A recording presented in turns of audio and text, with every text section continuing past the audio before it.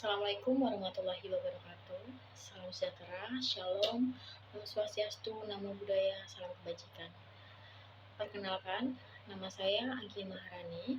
Pada kesempatan ini saya akan membahas sebuah peristiwa penting dalam industri telekomunikasi Indonesia, yaitu merger antara PT Indosat Ooredoo dengan PT Hutchison 3 Indonesia. Merger ini secara resmi membentuk PT Indosat Ooredoo Hutchison atau IOH pada tanggal 4 Januari 2022. Kasus ini menarik bukan hanya dari sisi bisnis, tapi juga dari aspek hukum perusahaan, tata kelola, serta dampak bagi masyarakat luas. Yang pertama, latar belakang terjadinya merger. Industri telekomunikasi di Indonesia sangat kompetitif. Banyak operator yang bersaing secara ketat, sedangkan margin keuntungan semakin menurun. Sementara kebutuhan investasi jaringan, terutama untuk menuju jaringan 5G ini semakin besar. Oleh karena itu, merger dipilih sebagai strategi untuk memperkuat posisi pasar, meningkatkan efisiensi, serta menghimpun modal guna pengembangan teknologi baru.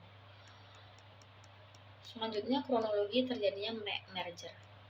Proses merger ini cukup panjang, dimulai pada tahun 2020, di mana adanya pembicaraan antara Ooredoo Group sebagai pemilik Indosat dan CK Hutchison Holding sebagai pemilik Hutchison 3 Indonesia. Kemudian pada tahun 2021, kedua belah pihak menandatangani Master Agreement.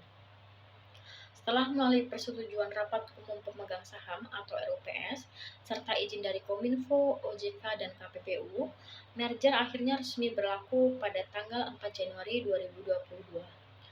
Kemudian dari sinilah lahir perusahaan baru yang bernama PT Indosat Ooredoo Hutchison atau IOH. Selanjutnya, struktur dan operasional pasca merger. Kepemilikan IOH terbagi menjadi 50% untuk Ooredoo dan CK Hutchison, masing-masing memiliki saham gabungan, sedangkan pemerintah Indonesia tetap memegang 14,3% dan sisanya dimiliki oleh publik. Secara operasional, jaringan Indosat dan Hutchison 3 digabung untuk memperluas cakupan, namun brand ayam dan Tri tetap dipertahankan agar bisa menjangkau segmen pasar yang berbeda.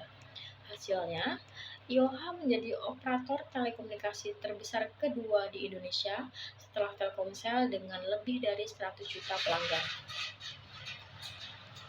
Kemudian dari aspek hukum dan tata kelola. Merger ini mengikuti ketentuan Undang-Undang Perseroan Terbatas, Undang-Undang Anti Monopoli, serta Peraturan Kominfo dan OJK. RUPS berperan sebagai legitimasi, Dewan Komisaris mengawasi, dan regulator memastikan agar merger tidak melanggar hukum maupun persaingan usaha. Selain itu, hak pemegang saham minoritas dilindungi melalui mekanisme hak appraisal. Hal ini menunjukkan penerapan prinsip good corporate governance seperti transparansi, akuntabilitas, dan tanggung jawab sosial. Kemudian dampak terjadinya merger. Bagi industri, merger ini memperkuat posisi pasar dan mempercepat adopsi jaringan 5G. Bagi konsumen, kualitas jaringan meningkat dan pilihan layanan makin beragam. Meski tetap ada potensi risiko pada konsentrasi pasar. Kemudian bagi karyawan, terjadi restrukturisasi organisasi, tetapi perusahaan berkomitmen untuk memberikan kompensasi dan pelatihan. Sementara bagi pemerintah, merger ini meningkatkan penerimaan pajak dan efisiensi pengelolaan spektrum frekuensi. Kasus merger Indosat Ooredoo dan Hutchison 3 Indonesia ini menunjukkan bahwa merger bukan hanya sekedar keputusan bisnis. Lebih dari itu, merger adalah proses yang menyatukan aspek hukum, tata kelola, kepentingan pemegang saham, dan tanggung jawab sosial. Jika dijalankan dengan benar, merger dapat menjadi kekuatan besar untuk memperkuat industri, meningkatkan layanan publik, dan mendorong transformasi digital di Indonesia. Demikian presentasi yang bisa saya sampaikan. Terima kasih dan mohon maaf apabila ada kesalahan dalam penyampaian presentasi saya ini. Wassalamualaikum warahmatullahi wabarakatuh.